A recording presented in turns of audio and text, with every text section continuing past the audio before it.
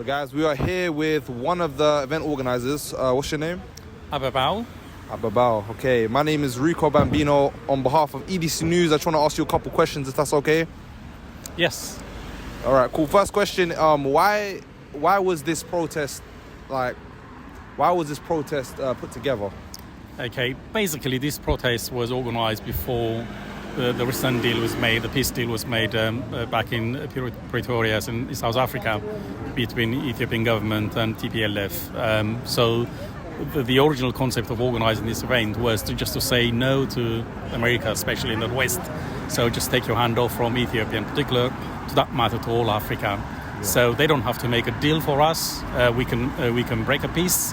Occasionally, Africans and any other nations do fight on our political differences, but also we can sit down and make a peace deals. The West believe Africans cannot make a peace deal, but this is the first example in Africa. Africans can sit and make their own peace deal and bring a peace to their own continent. And Ethiopia has always been a good example for the rest of the Africa and to that matter for the black race. And this is really a big thing. It's a big day for us in supporting the peace deal that's been made in South Africa and also for the long-term sustainability of this deal. Yeah. We want an absolute peace in Africa. We do not need aid as such as food, but we need peace in Africa, and we are establishing peace to ourselves. That's very good to hear. Next question, I want to ask you about the TPLF, because obviously they're the main perpetrators of a lot of problems in like the Horn of Africa, and now this peace deal seems like it's kind of dismantled their kind of control over the region. So do you think the TPLF will in the future be a threat to both Ethiopia and the Horn of Africa, or do you think their time is up and it's a game over? Well, as we know, with all political parties, they come and go, and this is just one of it. TPLF been ruling Ethiopia for over 27 years, and the political system is proved to be wrong, really. The member of TPLFs are Ethiopians, and they are just part of the nations. They had a view of running the country the way they did, but the time has come, and they hand over to the rest of the political system, who can take it further to a much more peaceful nations. And is TPLF just an organization? But the Tigrayan peoples are part of the Ethiopian nations. It's always been the backbone of Ethiopia. So TPLF just in a political entity, as any political entity, they come in a political system of a country, and when a time comes, they go.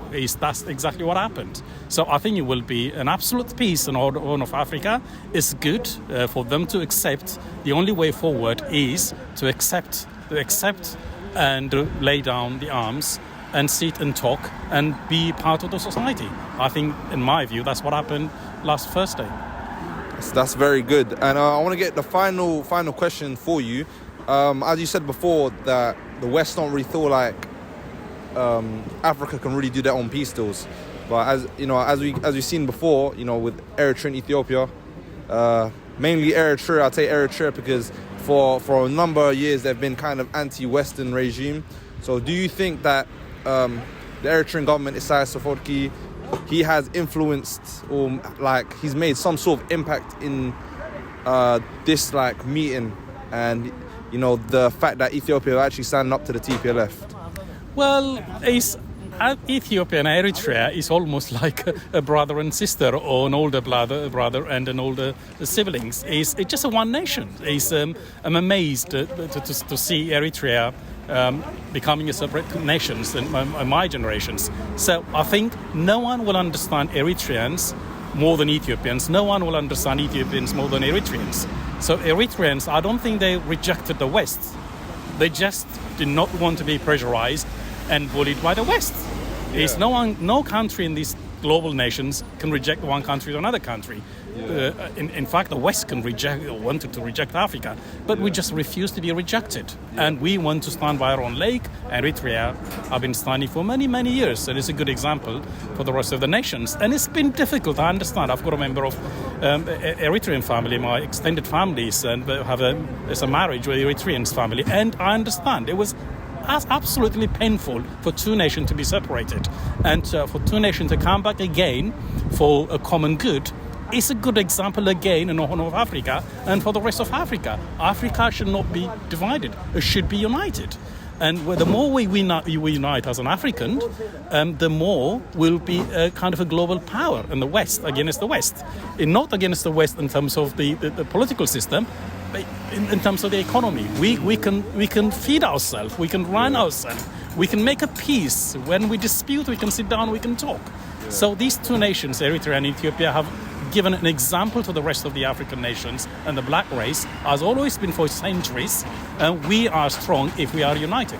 Yeah. 100%. And do you have any final thoughts on the situation? Do you wanna shout out anyone? Do you wanna Well, I just want to see Eritrea and Ethiopia to be more closer than what was before, even the last 3 years or 4 years. I think we can do so much because we have a common good over many centuries. And I think these two nations can be the pivotal point for the rest of Africa. But we just need to be united. We have more common things than what separate us. And really, we just need to reject other people wishing us bad things and accept the way forward is to be a good family, really. And I wish Ethiopia and Eritrea to be a good family, grown-up family. Thank you. Thank you very much. It's Rico Bambino for EDC News. Thank you.